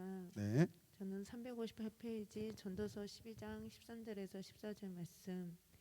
일의 결국을 다 들었으니 하나님을 경외하고 그의 명령들을 지킬지어다. 이것이 모든 사람의 본분이니라. 하나님은 모든 행위와 모든 은밀한 일을 선악간에 심판하시리라. 네. 솔로몬 왕이 헛된 그 모든 것을 누려받고 또 그것이 헛되다는 것을 인정하면서 하나님을 더 찾는 이 부분에서 저도 이제 아버지가 좀 상태가 그 기력이 많이 떨어지셔가지고 갔다 왔는데 우리의 마지막의 모습이 이런 솔로몬과 같은 그 다시 하나님을 경외하는 그리고 그 솔로몬 왕이 쓴 성경이 말씀이 그 정경으로 채택되어지는 그런 것을 봤을 때에 우리의 신앙의 마지막 모습도 그렇게 돼야 되지 않나 싶습니다. 그래서 우리 양사 집사님이 이제 친정 아버지 이제 그 많이 사실 수는 없잖아요. 근데 우리 신체 중에서 마지막에 움직임이 마지막에 끝나는 부분이 귀라고 했잖아요. 쉐마 이스라엘 듣는단 말이에요. 그래서 듣든 안 듣시든 간에 이제 사랑을 기도하고 아버지 인생의 주인은 하나님이셔요. 하나님이셔요. 하나님이 하나님 나라로 아버지께서 오시기를 원하셔요. 그래서 지금은 딸이 이야기하니까 그냥 멋쩍고 그래서 그렇지만 아버지 혼자 계실 때 하나님도 불러보시고 하나님 나를 받아주세요라고 그렇게 고백도 해보세요. 그렇게 고민하셔요. 그럼 아버지 들으신다. 이 귀는요 마지막에 이렇게 기간이 닫히는 것이단 말이에요. 닫히는 기간이단 말이에요. 왜 그러겠어요? 하나님이 마지막 말씀을 들으라고 그잖아요. 그러니까 그게 참 효도이고 후회 없는 인생을 살다 가게 할 것입니다. 할렐루야. 이주연 집사입니다. 저는 358페이지 외에서 3번 인생의 만족은 이 세상을 넘어서는 시야를 가질 때 발견된다. 이 말씀을 통해서 나의 인생의 만족과 우리 가정 안에서 자녀들은 어떤 시야와 어떤 마음의 중심을 두고 있는지를 되돌아보는 시간이었습니다. 우리의 마음속에 하나님께서 만드신 빈 공간, 세상의 것으로 채우려 헛된 것을 찾는 것이 아닌 예수 그리스도의 사랑으로 그리고 기쁨과 지혜로 채워가며 저와 우리 가정이 하나님의 중심의 가정으로 기도하는 가정, 말씀으로 하나 되는 가정, 오직 하나님만 경외하는 가정으로 세워가길 기도합니다. 네, 아멘. 그래서 가정에서 부모님들 자식들 이렇게 큐티하는 거 쉽지 않습니다. 하오니 혼자 못합니다. 엄마가 같이 해주시고 일주일 다 하려고 하니까 안 되는 거예요. 일주일에 한 번 한다고 생각하시고 하셔요. 그러다 보면 이틀이 늘어나고 3일이 늘어나고 그럽니다. 근데 오늘도 우리가 확인했죠. 성경도 확인했지만은 시작은 어려워요. 이게 습관을 바꾼다는 것은 어렵습니다. 그러니까 용기 잃지 마시고 화이팅해서 아우나 큐티하자 이리 와. 말씀이 제일 권위가 있거든요. 그래서 하여튼 갈수록 어른스러워지고 어제 말도 잘하고 진짜 주일날 제 손을 잡아다가 막 무엇을 설명시키는데 우리 형이 다 컸구나. 또 달라요. 하이하고 또 종아보다 확실히 벌써 레벨은 위에요. 확실히 그 나이 값은 하더라고 보니까 벌써 더 어른스럽더라고요. 잘 부탁합니다, 우리 아들. 네, 잘 부탁합니다. 네. 저기다 양져 버려놨거든요. 위탁 이렇게. 하나님이 그렇게 이야기하신다고요. 이 땅에 내가 내 아들 너한테 맡겼으니까 잘 부탁한다. 이렇게. 아멘. 네, 전창선 집사입니다. 저는 357페이지 마 하나님 자신 외에는 이 세상에 책은 어디입니까? 357페이지입니다. 예. 그 주제 헛됨에서 마번 책이 어디냐? 책. 357페이지 전도서입니다. 네, 그 이야기를 해주세요. 네. 하나님 자신 외에는 이 세상의 그 어떤 것도 사람의 마음속에 있는 하나님께서 만들어 두신 빈 공간을 채울 수 없다. 이 말씀을 보면서 정말 하나님을 믿지 않았을 땐 그 밑빠진 독이 물 붓는 것처럼 살았다는 생각을 좀 많이 했었거든요. 근데 오늘 이 말씀을 통해서 하나님께서 만들어 주신 이 빈 공간은 하나님만이 채울 수 있음을 또 깨닫게 됐고요. 또 이것 깨달은 것들을 제 주변 사람들에게 또 밑빠진 독이 물 붓고 있는 친구들에게 전달해 줘야 되겠다라고 결단했습니다. 홍해 입사 이걸 어떻게 증명할 수 있어요? 밑빠진 독이라는 걸? 저분이 하신 말씀을 어떻게 증명할 수 있어요? 자, 예수님 믿지 않는 사람하고 우리하고 다른 게 뭐가 있어요? 다 똑같잖아요. 심장도 하나, 콧구멍도 2개, 귀 2개, 눈 2개, 그잖아요. 다 똑같아요. 양심도 똑같고, 위도, 그냥 모든 기관들이 다 똑같은데 딱 없는 게 하나 있어요. 뭐죠? 하나님의 영이 없잖아요. 거기는 하나님이 영 있고, 그죠? 이게 하나님을 아는 마음. 우리는 있고, 그거죠. 빈 공간이 딱 세상 사람들에게 없는 빈 공간이 뭐예요? 하나님의 영이 없는 딱 그 공간이 그걸 말하는 거예요. 근데 그게 100%예요.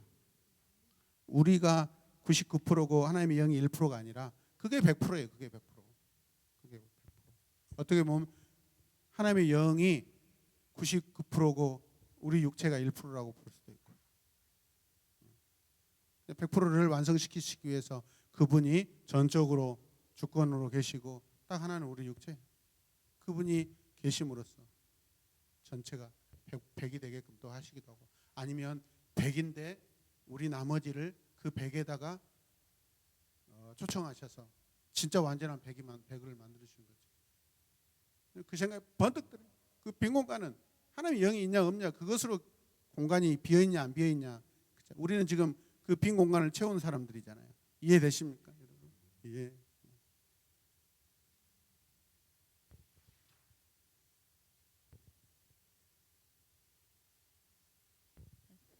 최빈은 성도입니다. 네.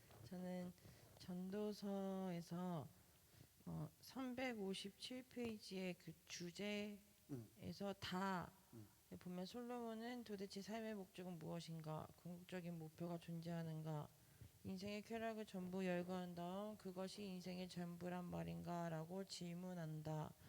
여기랑 358페이지에 제 위에 있는 파란 박스에 보면 인생의 목적이 무엇이냐 하는 질문에 대한 답변은 무엇이냐가 아니라 누구냐 하는 것이다.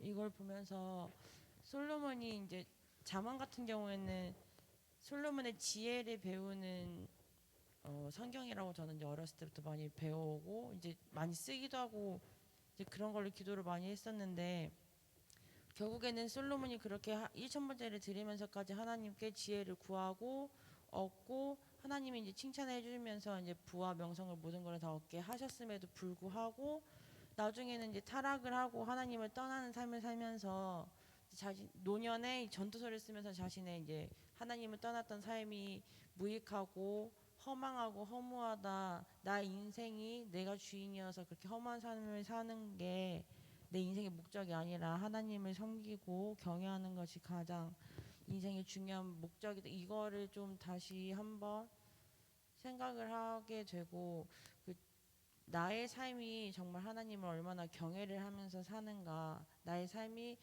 이제 세상에 사는 사람들이 보기에 정말 이 사람은 진정한 하나님을 믿는 참된 그리스도인이다라는 그런 모습을 보이는지 저의 모습을 다시 한번 좀 점검을 하게 되고 또 이제 요즘에 좀 큐티를 좀 해이하게 한 것에 대해서 저의 삶을 좀 반성을 하게 되고 다시 한번 마음을 다잡고 조금 더 하나님께 나아가려고 노력하는 제가 되어야겠다고 결단을 하였습니다. 아멘. 감사합니다. 그래서 인간은 뭐 what doing, how doing, doing을 어떻게 하면 doing을 하려고 하잖아요. 뭘 할까. being이 먼저 돼야 돼요. 그게 이제 보라에서 전하는 거잖아요. 사실은 정체성. 하나님은 우리가 일 잘하게 만들어주는 분이 아니잖아요. 우리 존재를 바꿔주셨잖아요. 오셔서. 본래 우리는 하나님의 존재였는데 다시 회복시켜 주시는 거잖아요. 다시 돌아오게 해주신 거잖아요. 회복. 자.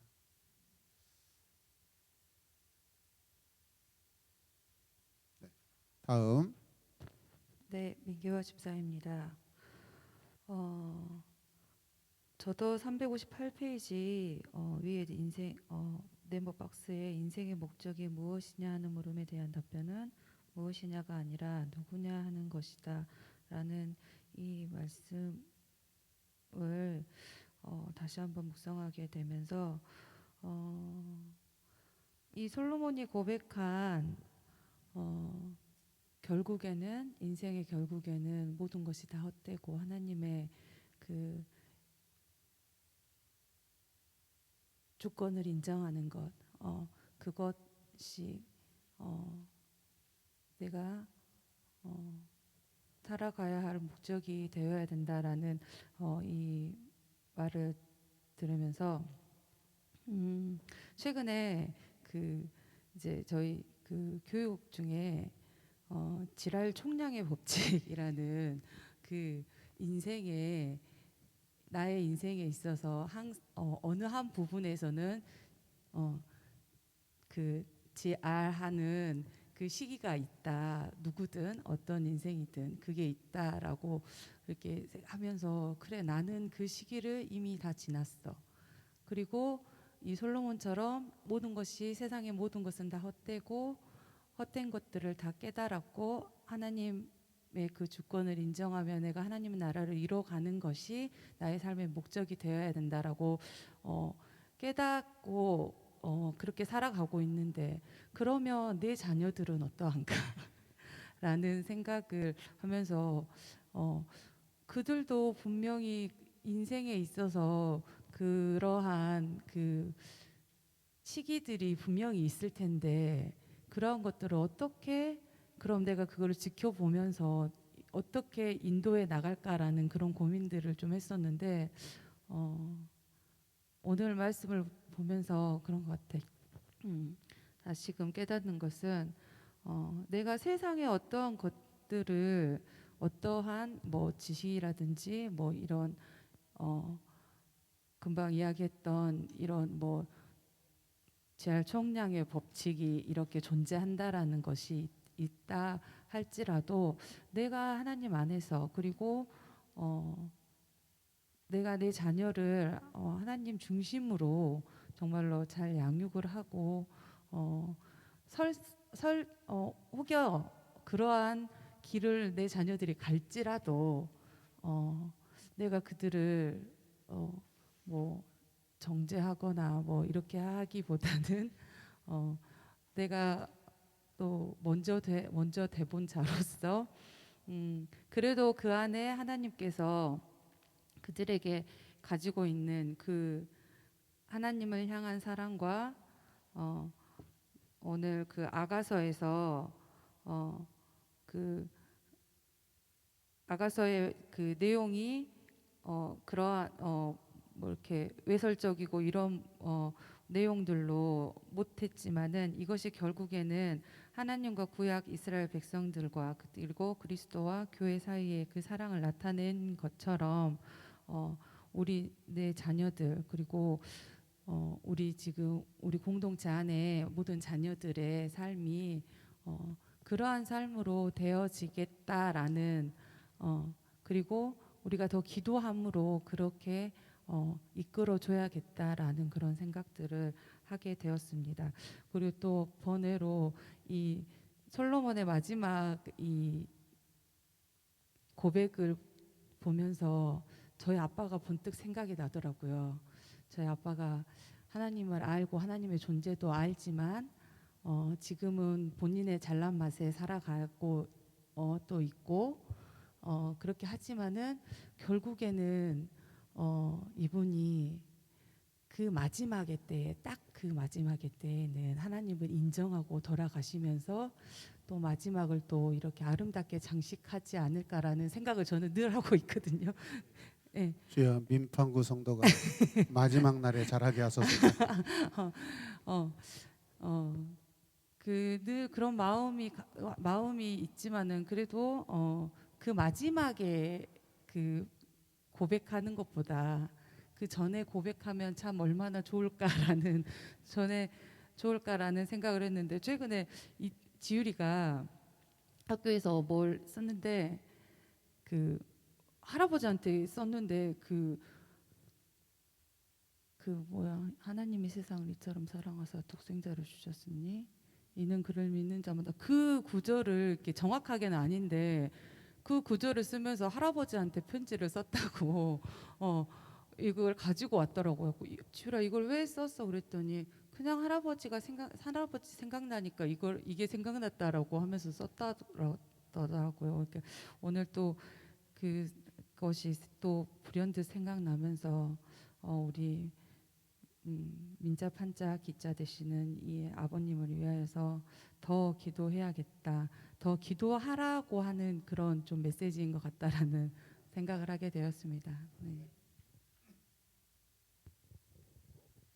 네, 장소영 집사입니다. 저는 오늘 전도서 358페이지 제일 윗부분에 전도서 12장 13절 말씀. 일의 결국을 다 들었으니 하나님을 경외하고 그의 명령들을 지킬지어다. 이것이 모든 사람의 본분이니라. 이 말씀을 보면서 앞서 인생의 그 빈 공간을 우리가 하나님을 경외함으로써 이렇게 채워가야 함을 또 이렇게 알게 되고 그것이 당연한데도 불구하고 실천하지 못했던 제 삶을 좀 돌이켜 보면서 저의 그 인생의 후반전을 잘 살아가게 해주시고 계시고 또 앞으로도 또 더 잘 살아가게 하실 하나님을 더 경외하겠고 하나님으로 온전히 100% 채워가는 제가 되어야 함을 소망하고 사모하며 또 하늘의 소망을 두어야 된다는 것 그리고 하늘에 상급을 쌓는 삶을 살아야 된다는 것을 또 지혜서인 그 352페이지 잠언에서 말하는 지혜는 문자 그대로 살아가는 생활의 기술, 삶의 기술이다라고 이제 박스에서 이야기했는데 하나님의 말씀이 제 삶과 자녀들의 삶, 배우자의 삶에, 부모님들의 삶에, 우리 공동체 삶의 현장에서 잘 살아내지고 그 은혜가 지속되기를 소망하는 시간이 되었습니다. 오늘 말씀들을 보면서 좀 더 이 지혜로운 솔로몬의 그 잠언 말씀처럼 그 믿음이 성숙되고 또 믿음의 지경이 넓어지기를 결단하는 시간이 되었고요. 더불어서 이제 자녀들에게 직설법으로 말하지 않겠다는 것을 결단하게 됐습니다. 감사합니다. 왜 지랄 총량의 법칙이 알지자 많이 알면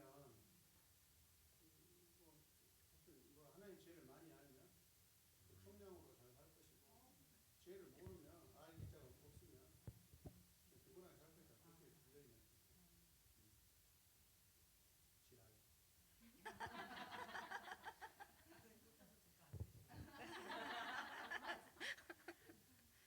저는 잠언을 읽을 때마다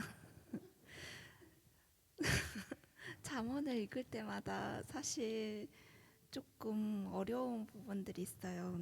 353쪽에 보면 잠언은 인생에 대한 실제적인 이해를 제공해 준다고 하면서 실제적인 책이라고 나와 있잖아요. 사실 그래서 잠언이 조금 어려워요. 왜냐하면 제가 잠언을 읽으면서 약간 여러 가지 의문점을 가졌던 것 중에 하나 풀린 게 뭐냐면 너의 식물을 강물에 던져라. 그러면 여러 날 후에 도로 찾을 것이다. 그럼 도대체 식물을 강물에 던지는데 어떻게 여러 날 후에 찾지?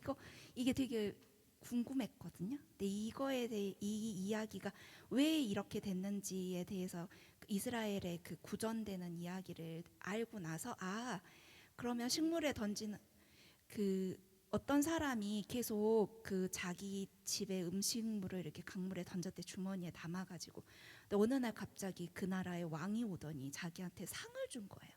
그래서 왜 이렇게 됐냐 알고 보니까 이 사람이 왕자였을 때 조난을 당했대요. 그래서 섬에 떠내려가가지고 있는데 맨날 이렇게 음식물이 강물에 떠내려오는 거. 그래서 그거를 자기가 먹고 살아남아가지고 돌아와서 왕이 된 거예요. 그래서 이 음식을 도대체 누가 이렇게 했는가 그걸 알고 나서 이제 상을 줬다는데 이제 이게 진짜 우리한테 뭐 강물에 이렇게 던져라 이게 아니고 되돌려 받을 거라고 생각하지 않고 하는 선행이 여러 날 후에 너희들에게 돌아올 것이다라고. 이것뿐만이 아니라 잠언에 보면 그런 것들이 있잖아요. 일이 안 될 때 뇌물을 줘라. 그럼 내 일이 다 풀릴 것이다. 이런 거라든지 그거를 지금 현대 사회에 우리가 어떻게 적용을 할 것인가. 그때는 당연히 뇌물 줘라 이게 당연한 일인데 근데 이제 지혜죠. 삶의 지혜였고 당연히 한 30년 전만 해도 우리나라의 지혜고 지금도 물론 은밀한 곳에서 통용되는 지혜이긴 한데 그것들을 아이들에게 어떻게 가르쳐야 될 것인가. 그리고 뇌물이란 게 굉장히 이렇게 우리가 도덕적으로 받아들이기 힘든데 성경에 너무 버젓하게 뇌물을 일이 안 될 때 뇌물을 줘라 막 이렇게 나와 있는 것들. 선한 촉진제를 하는 그런 뇌물이죠. 악한 뇌물이 아니라 그 다음에 진짜 악한 또 뇌물이 있고 두 가지로 분류를 해야 되잖아요. 사실은 악한 뇌물은 뭐죠? 그냥 가정까지 다 연대해서 망하는 그런 길이잖아요.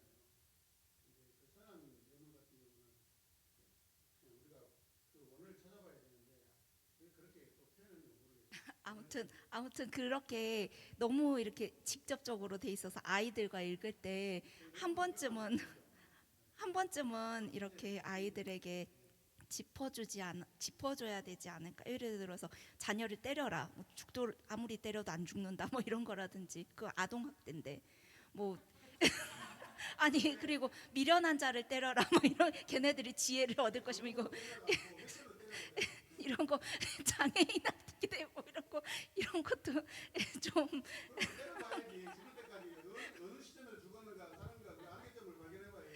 그런 것들 그런 것들에 대해서 가끔 좀 삐딱하게 될 경우에는 뭐 성경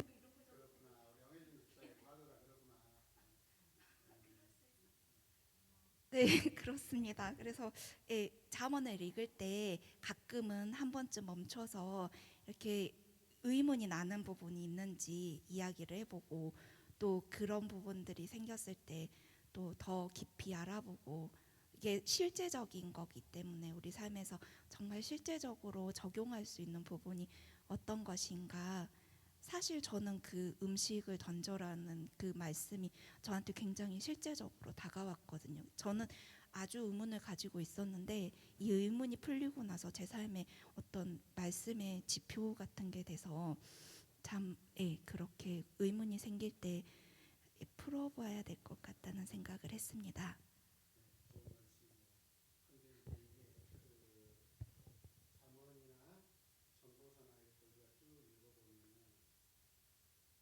이 말씀이 세상 사람들에게는 추상 법칙이거든요. 우리 신앙인들에게는 실제 법칙이잖아요. 왜 실체의 법칙이 되죠? 세상 사람들에게는 보이지 않는 추상인데 우리에게 실제가 되는 것은 하나님이 존재하고 계셔서 모든 상황을, 그 음식을 뜻없이 던지는 게 아니라 전도나무로 누구를 위하여서 지금 그 버려주는 거잖아요. 사실은 선물해 주는 거잖아요. 봉사해 주는 거. 근데 모른다고 사람들. 하나님이 계신 사람에게는 가능한 거예요. 그래서 이 책 안에는 큰 눈동자가 보고 있는 게 하나님의 시각으로 내려보고 계시는 거예요. 그래서 이게 실제가 될 수 있는 말씀이라고 저는 생각합니다. 그리고 아까 좋은 말씀하셨는데 같이 성경 읽고 저녁을 읽고 혹시 모르고 이해 안 되는 단어가 있나, 그런 부분들을 반드시 확인해야 돼요. 그래서 그것을 이해시켜주고, 성경은 이렇게 우리말 성경에 이렇게 이 단어로 번역했지만 실제로는 부정적인 것으로 인식할 수 있잖아요. 선한 뜻으로 이렇게 번역을 해놨는데도 불구하고 오해할 수 있으니까 그것을 아이들의 언어로 바꿔주는 것이 좋죠. 같이 이야기 나누는 것이 좋다고 생각합니다. 네, 문선미 집사입니다. 많은 분들께서 좋은 말씀들을 많이 해주셨고요. 저는 357페이지 오스카 와일드 아일랜드 극작가가 그 글이 적어져 있는데, 이 세계에는 두 가지의 비극만이 있을 뿐이다. 하나는 사람이 원하는 것을 갖지 못하는 것이며 다른 하나는 그것을 갖게 되는 것이다. 이 글을 보면서 내가 지금 하나님 안에 없으면 어떤 상황에 처할지라도 비극뿐이었을 것인데, 항상 하나님의 잠언 말씀, 또 전도서 말씀, 그 하나님의 말씀이 나의 어떤 상황 가운데서도 항상 비극이 아닌 감사를 찾을 수 있게 해주시는, 또 명령으로 감사라는 그 말씀이 제 안에 있어서 요새 좀 현실적인 게 눈에 많이 들어와서 좀 힘든 부분들이 있었는데 더 감사해야 되고, 전도서의 결론을 보면서 선하고 정의롭고 절대 주권을 갖고 계신 하나님을 경외함으로써 삶의 공허함을 극복할 수 있다라는 그 말씀을 통해서 제가 더 하나님을 더 신뢰하는 믿음으로 더 나아가야겠다라는 생각을 했습니다. 감사합니다.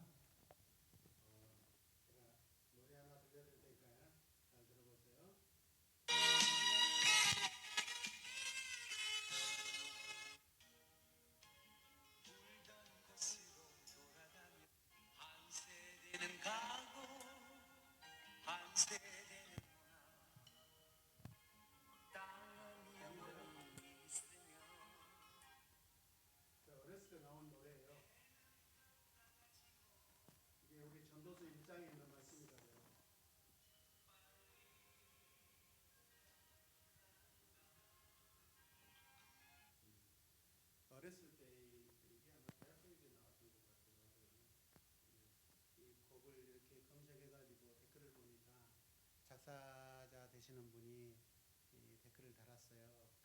제가 작곡하여 부른 이 노래를 이렇게 사랑해 주시고 많은 사람들에게 들려주신 것에 대해 진심으로 감사를 드립니다. 부디 코로나와 더위에 건강 잘 지키시고 큰 복을 받으시길 축복해 드립니다. 믿는 사람 같아요? 안 믿는 사람 같아요? 그러죠. 그래 쭉 밑에 내려가 보면요. 작사자 선생님 맞습니까? 했더니 제가 30년 전 이 찬양에 은혜 받고 곡을 못 찾아 그동안 얼마나 안타까운지 모릅니다. 저도 이 사람을 나중에 제가 이 곡을 한번 찾아봤어요. 이분들이 어떤 분인가? 사역자들이었어요. 벌써 우리 80년대, 70년대는 성경을 가지고도 노래도 만들고 근데 그때는 그게 이상하지 않았어요. 사람들이 다 받아들였다고요. 당시 기독교의 권위나 성경에 대해서 하나님에 대해서 권위를 인정했는데 요즘은 그렇습니다. 갈수록 그렇습니다. 정말이 정말로 갈수록요 이 신앙에 대해서 사람들은 더 부정하겠다고 더 외면하려고 합니다. 그럼 그렇게 우리는 그렇게 인정을 가야 될 것인가? 그럴수록 사람들은 더 갈증나고 더 진리를 찾으려고 발버둥을 칠 것입니다. 저와 여러분들이 이번 주 말씀처럼 분향단의 삶을 살아야죠. 하나님을 만나는 길목에서 사람들을 보여주고 하나님을 보여주고 예수님께로 인도하는 또 우리 올라 목사님은 또 축도도 잘 하신 것처럼 예수 그리스도의 삶이잖아요. 그것이 하나님을 드러내고 하나님을 만나게 해주는. 어렸을 때는 이 도대체 저게 무슨 한 세대는 가고 한 세대는 오고 나중에 성경을 보면 뭐야 이거 성경이었네. 참 옛날에 담대했어요. 이런 그런 노래를 대학까지 가서 부른다는 것 자체가 대단한 거죠. 네. 자 우리 방송실의 김지훈 팀장님. 352페이지 잠언 3장 5절에서 6절 말씀. 너는 마음을 다하여 여호와를 신뢰하고 내 명철을 의지하지 말라. 너는 범사의 그를 인정하라. 그리하면 내 길을 지도하시리라. 이 말씀을 보면서 우리의 빈 공간을 채워주신 하나님의 은혜에 감사하며 마지막까지 여호와를 신뢰하며 하나님을 인정하는 삶이 될 수 있도록 기도하고 살아가겠습니다. 네. 아이고 아멘. 감사합니다. 네. 긴 시간까지 해주셨고 자, 여기까지 방송 이렇게 끊어주시고요.